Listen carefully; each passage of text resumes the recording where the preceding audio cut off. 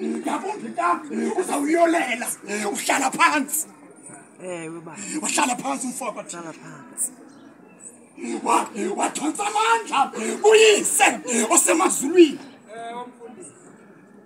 baba phambi kokuba usigode isifuba uthi ugqibile makwazima ufuneka usabele kuthini yes wathi uYesu ndicinga okokuba konke obunithume kona nomsebenzi obunike wona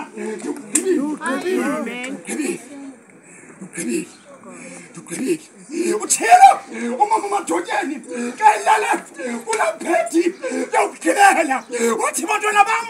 umsebenzi ebengithume wona ekulungeni ugqibile ngoba umuntu ka asifu kugula omfundisi uMankwazima akawuvula umlomo kodwa uyathetha ngomfundisi sami uyathetha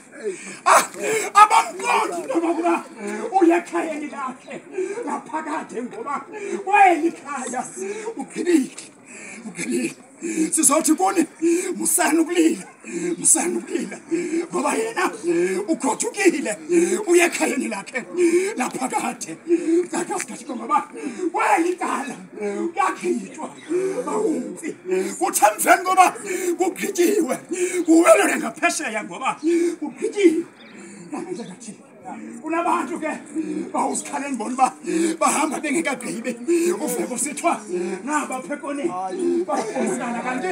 bangamele ugoduka bengekagqibi futhi azange basabele kokuba ingaba ndigqibile amende kaThixo uMadotyeni uthi umpostile uPawulos kwincwadi yakhe kayibhala esebuhlungwini amena yalapha athi ndiqinekile phakathi kwezinto ezimbili ebekuba lo vesi nomama kwibhedi akugqibela alele kuyo kwelizwe uMankwazima babemane befika bezombona wathetha nabo kodwa abamva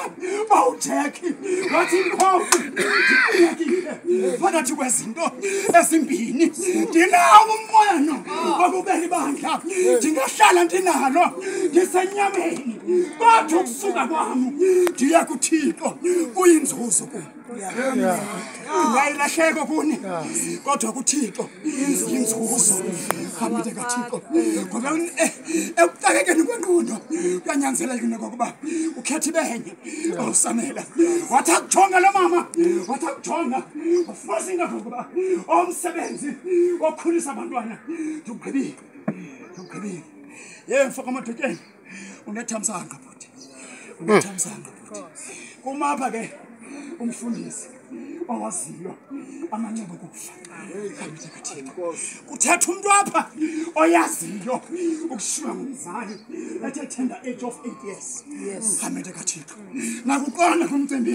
zingwevu zami wasemakhaya kwaqhuzuka lona ukhona umama ekuzathiwa umama wakho phambili amende kaThixo wathi lo mama esanqambaza uMankwazima emane gusha waqala ulispa phansi kwendaba yamathambo wawagusha amathambo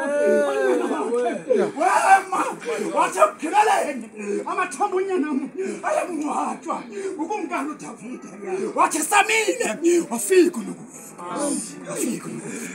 uyemkumama wesibili sanisondela Madotyeni ebudodeni basigoba kunala mama bazalwane esimdelelayo ohlele emakhaya simane sithi makazi uthathe bawonxiba ifoskoti esimdaka akamazi umlungu wathi ukhala mama uhlele edolophini emane eposinati madoda sisuka sipheze lowa kanti oyena mama lo